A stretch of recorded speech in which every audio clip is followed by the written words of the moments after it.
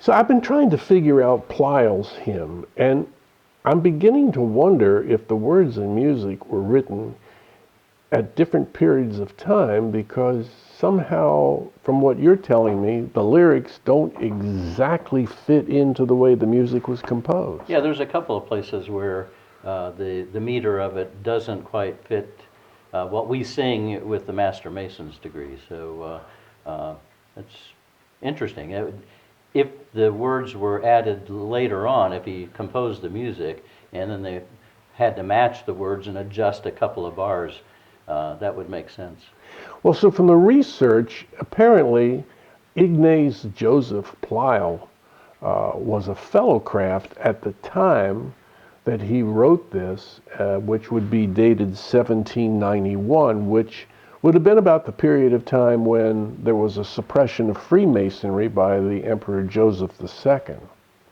So, for example, you get over here to the lyrics. Now, is that lyric in our liturgy in the third degree? Well, the second verse that is taken from a hymn and raison, the Book of Constitutions, is not in what we sing here in Virginia. Maybe in other places they do. The verses go, solemn strikes a funeral chime, notes of our departing time, as we journey here below on a pilgrimage of woe, same as Virginia. Brothers, now indulge a tear, for mortality is here. See how wide her trophies wave o'er the slumbers of the grave. We don't have that in ours. The last two verses are the same as what we do here. Another guest we bring, seraph of celestial wing, to our funeral altar come, waft a friend and brother home. Lord of all, below, above, fill our hearts with truth and love. As dissolves our earthly tie, take us to thy lodge on high.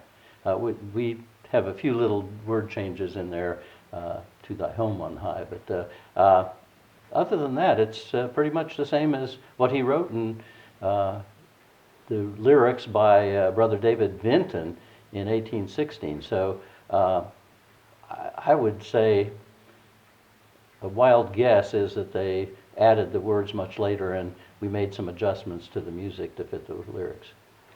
Well, that does make sense. And Pleyel, we don't actually perform this at a Masonic funeral. I guess part of it because it exposes the privacy of our liturgy, but also it's a dirge and people are already depressed. Yeah, exactly.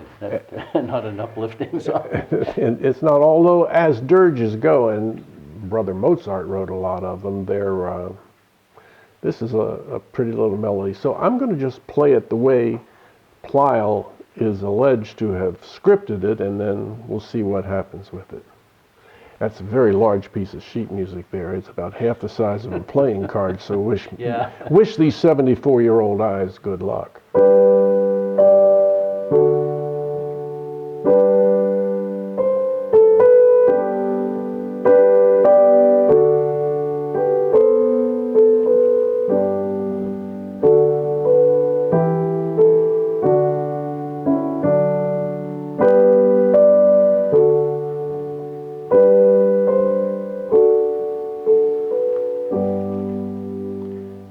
Now, we don't sing it with the little addition of,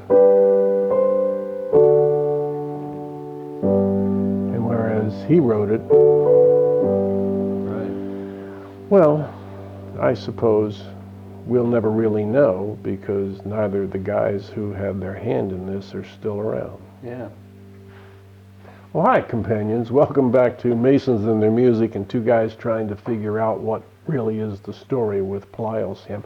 I guess you've kind of heard what we're talking about, and so that's the story on this piece of music as best we can understand it, except to tell you that Ignaz Joseph Pleyel, who was a Hungarian, was also a student of another Master Mason who was the classical composer, Haydn. So that is as much as we're able to figure out, and there was a fair amount of guessing going on. Come back and see us next month for more music and Masons, and until then, be well.